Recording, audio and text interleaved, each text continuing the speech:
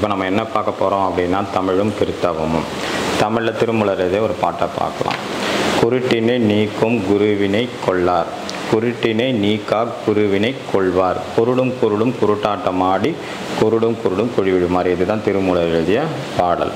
இப்போ பொதுவாக என்ன சொல்கிறாங்க அப்படின்னா அறிவு வளரும், படித்தா அறிவு வளரும் அப்படின்னு சொல்கிறாங்க. படித்தா அறிவு வளர்ந்தது அப்படின்னா நாட்டில் குற்றங்கள் ஏற்பட்டிருக்காது.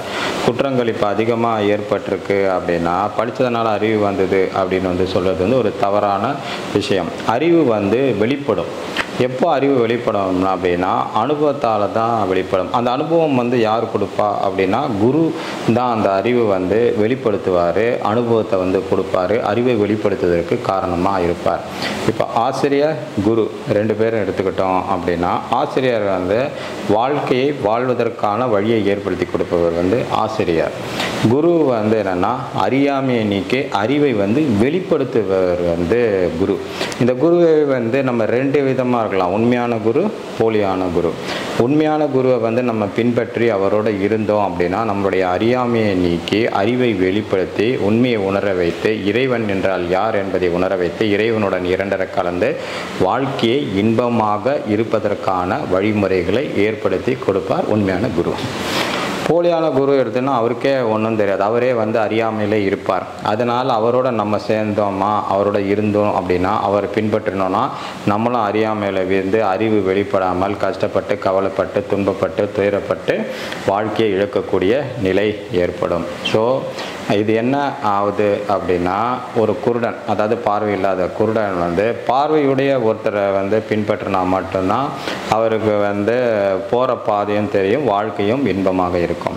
ஆனால் ஒரு குருடன் இன்னொரு குருடனோட சேர்ந்தால் ரெண்டு பேருமே போகிற பாதையும் சரியாக இருக்காது, வாழ்க்கையும் சரியாக இருக்காது, போகிற பாதையும் துன்பமாக இருக்கும், வாழுற வாழ்க்கையும் கஷ்டமாக இருக்கும். ஸோ குருடர் இன்னொருத்தர் குருடரை துணையாக கொள்ளக்கூடாது. குருடர் பார்வையுடையவரை துணையாக கொண்டால் தான் வாழ்க்கை இன்பமாக இருக்கும். அதே மாதிரி நம்மளுடைய அறியாமை நீங்க வேண்டுமென்றால் உண்மையான குருவை விட இணைய வேண்டும். அப்போது தான் நம்ம அறியாமை நீங்கி அறிவு வெளிப்படும். அறியாமை நீங்காமல் நம்ம போலியான குருவை நம்ம பின்பற்றணும், அவரோட இணைஞ்சோம் அப்படின்னா நம்ம அறியாமை வெளிப்படாமல் நம்ம அறியாமையிலிருந்து கஷ்டப்பட வேண்டி வரும் அப்படின்றத தான் திருமூலர் சொல்கிறார்.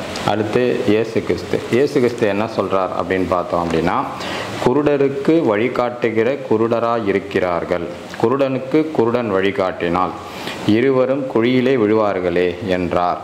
மத்தேயு 15:14. அவர் என்ன சொல்கிறாரு அப்படின்னா திருமூலர் சொன்னதை தான் அவர் அழகாக சொல்கிறார். குருடனுக்கு குருடன் வழிகாட்டக்கூடாது. அப்படி குருடனுக்கு குருடன் வழிகாட்டினா இதில் தான் குழியில் தான் விழுவாங்க அப்படின்னு சொல்கிறாரு. அதுதான் எளிமை. இப்போ திருமூலர் சொன்னதையும் இயேசு கிறிஸ்து சொன்னதையும் நல்லா ஒப்பிட்டு பார்த்தா ஒன்றே ஒன்று தான். நம்ம உண்மையான குருவை பின்பற்றி சென்றோம் அப்படின்னா நம்ம அறியாமை நீங்கி அறிவு வெளிப்பட்டு வாழ்க்கை இன்பமயமாக இருக்கும். ஆனால் போலியான குருவை பின்பற்றி நம்ம சென்றோம் அப்படின்னா அறியாமை நீங்காமல் அறிவு வெளிப்படாமல் கஷ்டப்பட வேண்டியிருக்கும். இது எப்படி அப்படின்னா போலியான குரு தான் குருடர் அப்படின்னு சொல்கிறாங்க. உண்மையான குரு பார்வை உடையவர். ஸோ குருடனை அவரும் அறியாமையில் இருப்பார், நம்மளும் அறியாமையில் இருப்போம். அப்போ அறியாமையில் இருக்கிற ஒருத்தர் நமக்கு அறியாமையில் இருக்கிற நமக்கு வழிகாட்டினா ரெண்டு அறியாமையும் சேர்ந்து துன்பப்பட தான் செய்யும். ஆனால் நம்ம அறியாமையில் இருக்கும் போது அறிவு வெளிப்படுத்தக்கூடிய குரு நமக்கு வாய்ச்சால்னா அதுக்கு நம்ம வாழ்க்கை இன்பமயமாக இருக்கும். ஸோ அதனால தான் திருமூலரும் சரி நம்ம இயேசு கிறிஸ்துவும் சரி குருடனுக்கு குருடன் வழிகாட்டக்கூடாது, குருடனுக்கு பார்வையுடையவர் வழிகாட்டணும். அதே மாதிரி அறியாமை இருள் நீங்கி அறிவு பெற உண்மையான குரு வேண்டும். அறியாமை நீங்கி அறிவு வெளிப்பெற போலிய குருவை பின்பற்றினால் நம்மளும் அறியாமையில் தான் விழ வேண்டி வரும் என்பது தான் திருமூலரும் இயேசு கிறிஸ்துவும் இந்த பாடல்கள் மூலம் நமக்கு தெளிவாக சொல்கிறார்கள். நன்றி, வணக்கம்.